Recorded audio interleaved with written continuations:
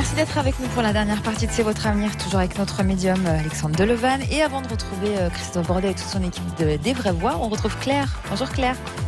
Oui, bonjour Trina, bonjour Alexandre. Bonjour. Écoutez, j'ai beaucoup de préoccupations dans le lieu dans lequel je vis. C'est un domaine familial qui est depuis le XVIIIe siècle, enfin un héritage d'une famille très noble.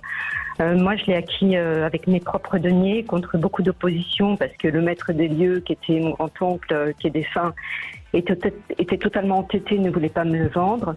Moi, j'ai des attaches très très fortes avec ce lieu, parce que c'est le lieu où a été élevé mon père, qui est décédé quand j'étais adolescente, donc j'ai voulu absolument le reprendre. Depuis, je ressens beaucoup d'opposition, j'ai eu beaucoup d'embûches. J'ai eu des sinistres, j'ai été en danger, j'ai eu un incendie, j'ai chuté, je me suis blessée. Donc je me dis qu'il y a quand même des âmes qui errent et qui sont contre moi. J'estime que ce lieu me revient parce que personne n'en voulait. C'est une charge extrêmement lourde. Ma problématique aujourd'hui, c'est qu'effectivement, comme c'est un lieu immense avec des maisons que j'essaye de faire vivre, je suis en déficit financier. Donc ce que j'aimerais, c'est savoir s'il va y avoir une harmonie financière, énergétique, si les lieux sont vidés des entités qui y sont et qu'est-ce qu'il faut faire. Est-ce que pour moi j'ai ma place ou est-ce que effectivement il va falloir qu'à un moment je lâche par rapport à toutes ces oppositions. D'accord. Alors la présence d'entités, vous nous dites, comment ça se manifeste ? C'est un ressenti, vous voyez des choses ? Moi je le ressens pas parce que j'ai l'impression que je suis acceptée, mais j'ai des amis qui ne peuvent pas rentrer dans la maison, qui sont glacés quand ils rentrent. Moi je ressens des choses, par exemple j'ai voulu changer du papier peint, j'ai ressenti quelqu'un qui m'a dit non, faut pas y toucher. J'ai quand même eu des accidents qui sont l'incendie que j'ai eu un incendie, c'est complètement incompréhensible. Comment ça s'est passé ? On ne sait pas. L'incendie de quoi exactement ? Ça a pris feu dans une réserve de bois et on ne sait pas du tout comment ça a pu avoir lieu. J'ai eu un accident, j'ai été hospitalisée parce que je me suis blessée. Là aussi, c'est complètement dingue.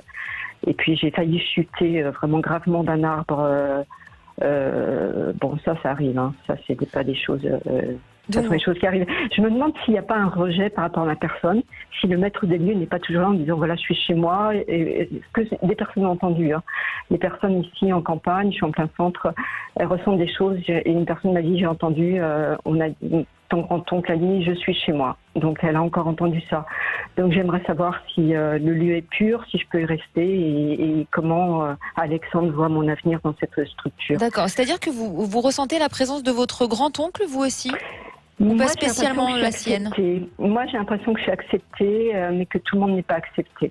Mais vous ressentez la sienne de présence ou pas spécialement une présence d'entité, mais non. Pas forcément lui ? Non, moi je la ressens pas. Moi, c'est peut-être là où je me demande si je suis vraiment consciente. Oui, d'accord. Parce que je suis investie par rapport à ces lieux. En fait, si je suis là, c'est qu'on m'a dit d'y être.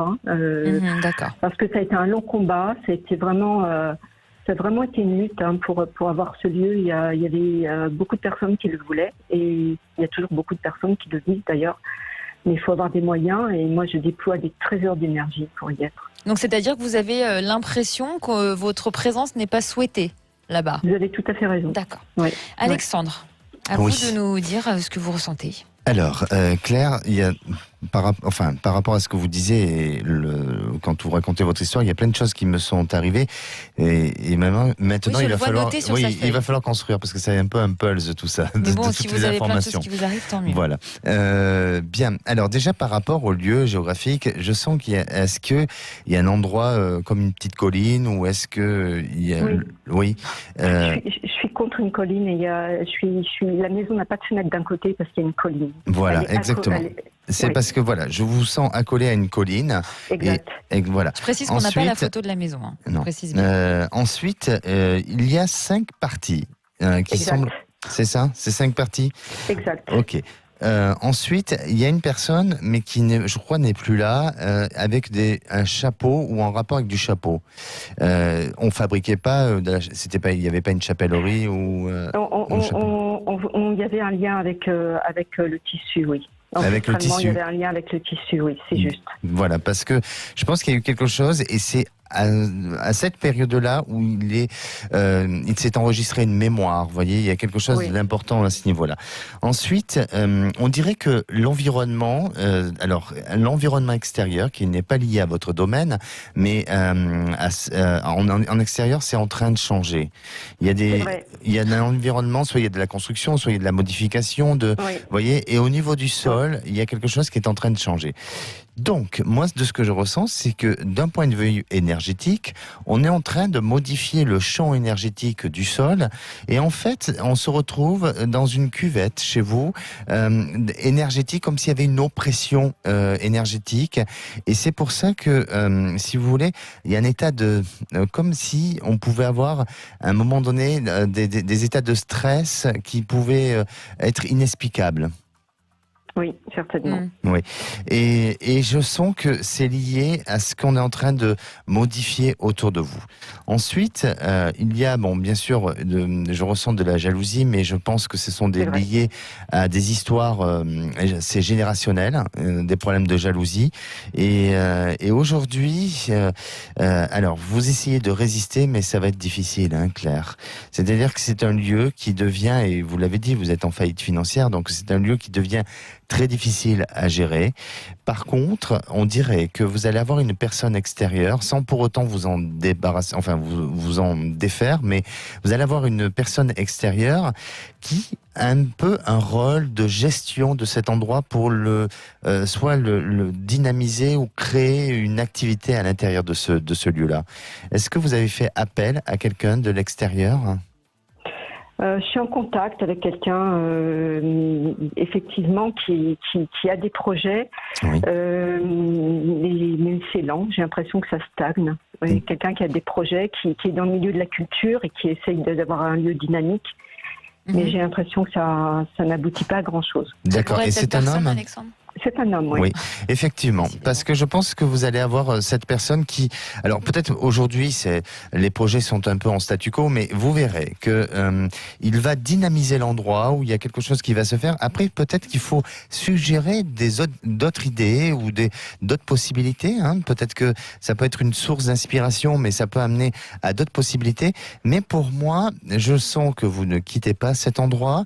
Je sens que vous êtes en fragilité et que par vous-même, il sera difficile de pouvoir faire survivre cet endroit-là, mais ça viendra par l'extérieur, par on dirait des compétences de gens qui font que votre lieu va pouvoir redonner de la vie, ça va pouvoir redonner de la vie, et puis matériellement, arriver à sortir de la difficulté dans laquelle vous êtes aujourd'hui. Donc il faut vraiment persévérer. Vous le ressentez, la présence du grand-oncle décédé ou pas ? Oui, mais c'est pas ce qui me gêne. Oui. Non, je crois pas. Moi, je pense plus que c'est ce changement de l'environnement qui modifie, si vous voulez, la surface énergétique. Et l'incendie qui s'est déclenché sans raison, Alexandre, vous avez une explication ? Alors, sur cet incendie, je sens une vengeance. C'est fort probable. Oui, il y avait quelqu'un. Oui, je ne l'ai pas dit, mais il y avait quelqu'un. Voilà, il y avait quelqu'un, je sens que ça a été fait intentionnellement. Et ça n'est pas de l'ordre du paranormal. Ah, il y avait quelqu'un, d'accord. Donc vous nous confirmez bien qu'il y avait quelqu'un. Donc, je répète encore, parce que nos auditeurs, évidemment, les plus rationnels peuvent être un peu sceptiques, mais on n'avait pas de photo de la maison.